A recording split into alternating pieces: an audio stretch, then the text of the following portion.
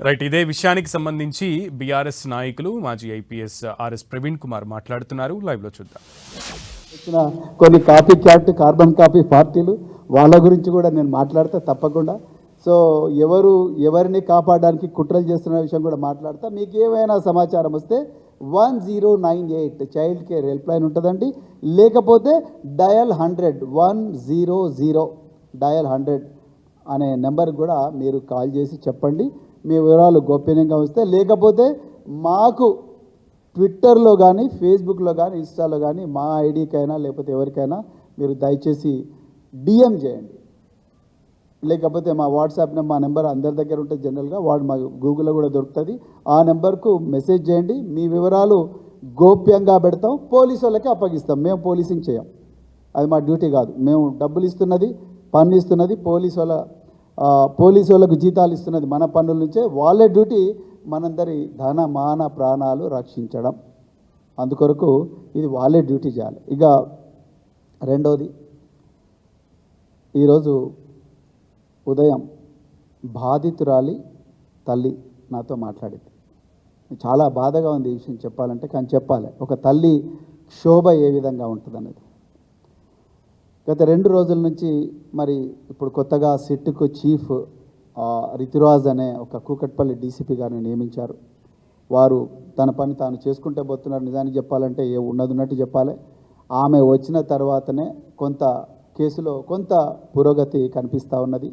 మరి పేట్ బషీరాబాద్ పోలీసులు, సైబరాబాద్ పోలీసులు, డీసీపీ పేట్ బషీరాబాదు వీళ్ళు చేసిన కుట్రల నుంచి ఆ కేసును అంతో కొంత కాపాడిందంటే ఈ అమ్మాయి.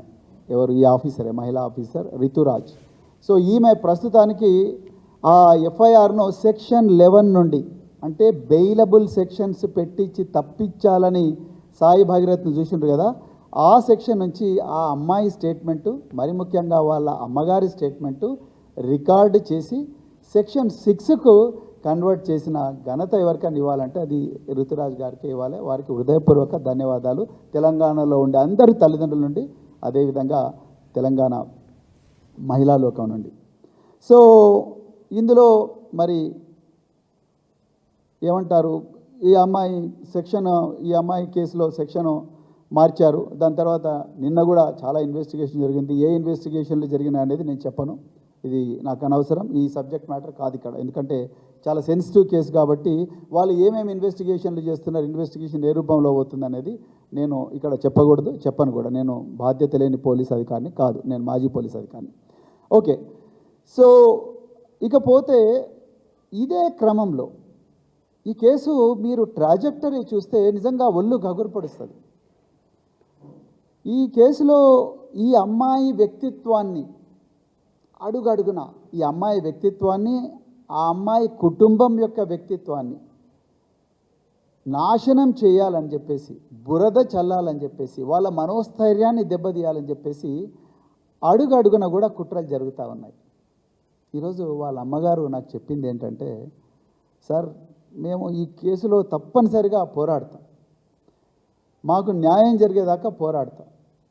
సాక్షాత్తు కేంద్ర హోంశాఖ సహాయ మంత్రితోనే మేము కొట్లాడుతున్నాం. నేను కొట్లాడుతా తల్లిగా, కానీ నా బిడ్డ చిన్నపిల్ల. ఆ అమ్మాయికి ఎవరో చెప్తా ఉన్నారు, అరే నీ వీడియో అక్కడ కనిపించింది, నీ ఫోటో అక్కడ కనిపించింది, నీ ఈ విధంగా నువ్వు సాయి భగీరథ్తో నువ్వు దిగిన ఫోటో అక్కడ కనిపించింది, ఇక్కడ కనిపించింది, రకరకాల మాధ్యమాల్లో వస్తున్న విషయాలు తెలుసుకొని ఆ బిడ్డ తల్లడిల్లిపోతున్నది. నా బిడ్డ మామూలు మనిషి కాలేకపోతున్నది. ఒక తల్లిగా నాదొక్కటే రిక్వెస్ట్, మీకు దయచేసి ఈ దుష్ప్రచారాన్ని ఆపించండి సార్. పోలీసు వాళ్ళ దగ్గర పవర్స్ లేవా?